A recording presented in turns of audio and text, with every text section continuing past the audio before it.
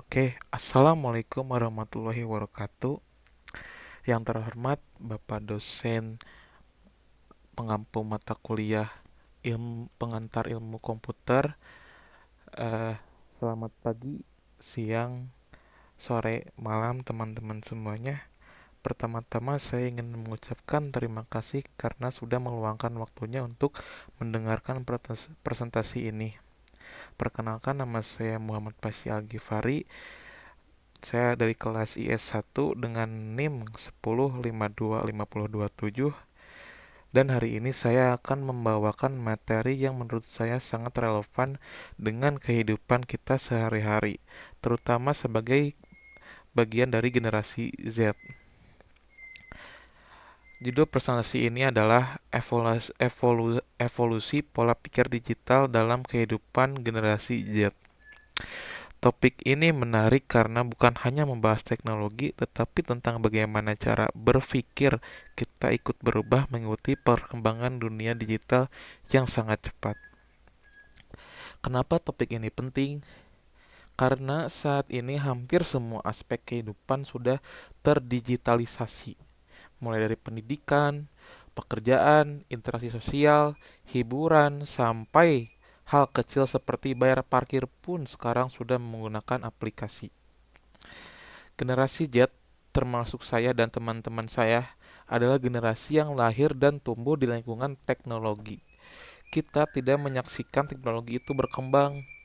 Kita hidup bersamanya sejak awal.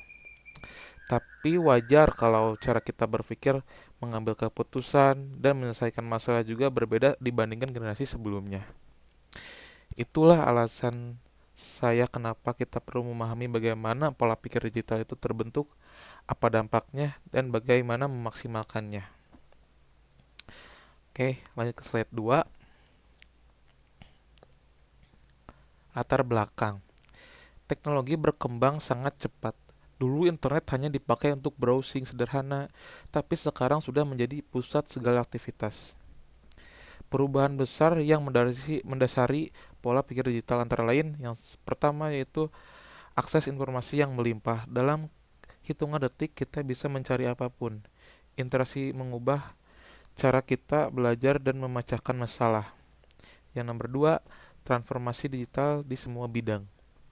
Contohnya pendidikan berpindah ke e-learning, pekerjaan maju ke remote work, industri menggunakan AI dan data sebagai dasar pengambilan keputusan.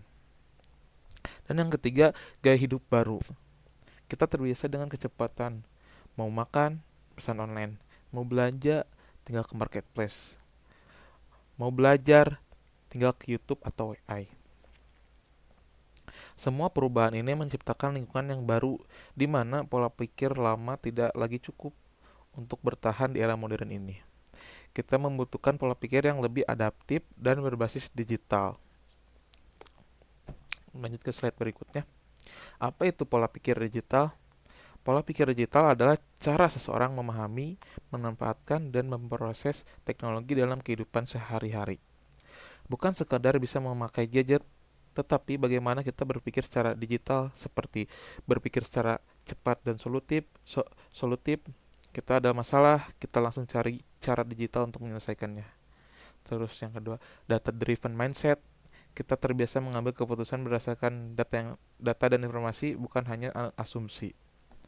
Yang ketiga, eksperimen dan adaptasi. Teknologi terus berubah, jadi kita harus siap beradaptasi kapanpun. Terus yang terakhir, kolaborasi online.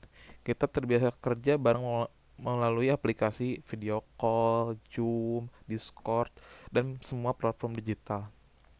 Pola pikir digital membuat seorang lebih kreatif, fleksibel, dan terbuka terhadap perubahan. Lanjut ke slide berikutnya. Karakteristik generasi Z. Generasi Z memiliki karakter yang sangat mendukung pola pikir digital. Yang pertama yaitu digital native. Kita tidak belajar teknologi sebagai hal baru, kita tumbuh bersamanya. Yang kedua, cepat belajar dan multitasking. Kita bisa mengerjakan beberapa hal sekaligus, misalnya sambil belajar, belajar sambil buka YouTube, atau belajar sambil mendengarkan musik, atau belajar sambil main game. Tentu tidak boleh ya. Terus yang ketiga, lebih nyaman dengan visual. Kita lebih cepat memahami informasi visual daripada teks panjang. Yang keempat, menginginkan kecepatan dan efisiensi. Semuanya ingin cepat, ingin praktis, dan ingin mudah. Dengan karakter ini, Gen Z memiliki potensi paling besar untuk berkembang di era digital.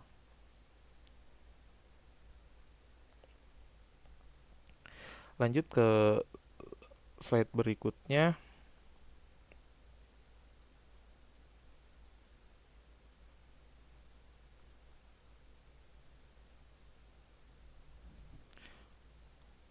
Eh, Contoh penerapan pola pikir digital.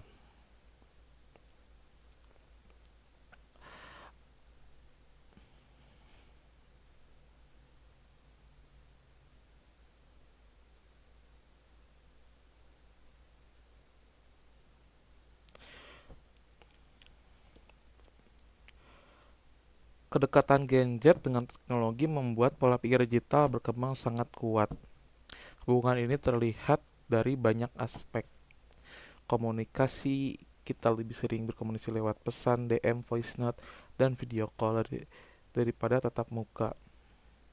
Cara belajar, referensi kita bukan hanya buku, tapi juga video, AI, artikel, forum, dan media sosial edukatif. Gaya hidup Gaya hidup kita juga dipengaruhi seperti hiburan, belanja, transportasi, semua berbasis aplikasi. Terus kreativitas, generasi Z paling produktif menciptakan konten, editing, desain, musik, vlog, dan banyak lagi. Dengan kata lain, teknologi bukan lagi alat. Teknologi adalah lingkungan yang tempat kita tumbuh. Contoh penerapan pola pikir digital dalam kehidupan sehari-hari yaitu belajar lewat e-learning. Belajar cepat dengan platform digital, kalau nggak paham materi kita cari YouTube atau pakai AI. Ini menunjukkan kita menyelesaikan masalah dengan cara digital. Yang kedua, pengolahan waktu, banyak yang pakai Google Calendar, Notion, atau aplikasi planner. Terus yang ketiga, produktivitas dan efisiensi. Kita simpan catatan di cloud supaya bisa diakses di mana saja. Cara berkomunikasi kita terbiasa menggunakan emoji, stiker, dan voice note. Pemecahan masalah atau problem solving. Kita butuh tutorial, tinggal cari. Butuh ide, tinggal browsing. Butuh hiburan, tinggal cari di internet. Kebiasaan-kebiasaan ini membentuk pola pikir kita setiap hari. Terus, pasti dong ada dampak positif dan negatifnya. Yang pertama, dampak positif, akses informasi tanpa batas, yaitu akses informasi yang luas. Belajar apapun jauh lebih mudah. Efisiensi, semua bisa selesai lebih cepat. Yang ketiga, peluang karir baru. Banyak pekerja di masa depan berasal dari dunia digital. Kreativitas meningkat. Dengan banyaknya tools digital, kita bisa membuat karya yang dulu mustahil dilakukan tanpa skill tinggi. Inovasi lebih cepat.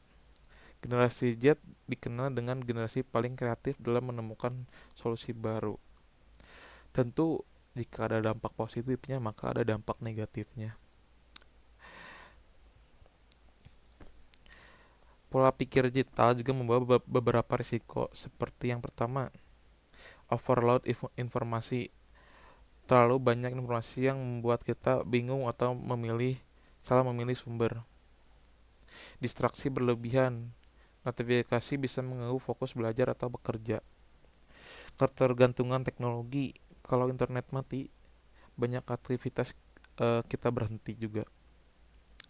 Menurunnya kemampuan sosial. Karena kita lebih nyaman chat daripada berbicara langsung.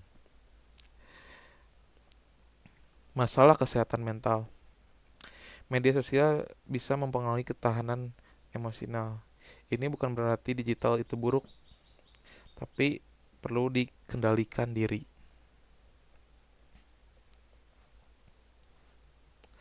Yang slide selanjutnya, tantangan yang harus dihadapi dalam era digital. Yang pertama, literasi digital. Tidak semua orang bisa memilah informasi yang benar. Banyak yang terjebak hoax atau misinformasi. Yang kedua, keamanan data. Ancaman scam, phishing, dan peretasan makin meningkat. Etika digital seperti masalah cyberbullying, komentar negatif, dan penyebaran informasi pribadi. Yang keempat, kesenjangan teknologi. Tidak semua wilayah Indonesia punya akses internet stabil. Ini membuat perkembangan digital tidak merata. Untuk menghadapi tantangan ini, kita perlu kesadaran, pengetahuan, dan penggunaan teknologi yang bertanggung jawab. Oke, kita lanjut ke slide berikutnya. Kesimpulan. Dari semua penjelasan tadi, kita dapat menyimpulkan bahwa pola pikir digital adalah bagian penting dari identitas generasi Z. Kita butuh di lingkungan yang serba cepat, serba instan, dan berbasis data. Kalau pola pikir ini dimanfaatkan dengan bijaksana, kita akan menjadi generasi yang adaptif, kreatif, dan unggul di masa depan. Namun kalau tidak dikendalikan, pola pikir digital bisa berdampak negatif bagi kesehatan, sosial, dan produktivitas. Terus kuncinya itu adalah keseimbangan. Gunakan teknologi sebagai alat, bukan sebagai pengendali hidup kita. Oke, terima kasih banyak kepada teman-teman atas waktunya dan perhatiannya. Saya harap materi ini bukan hanya menambah wawasan, tapi juga membantu kita lebih memahami bagaimana pola digital mempengaruhi diri kita di kehidupan sehari-hari. Wassalamualaikum warahmatullahi wabarakatuh.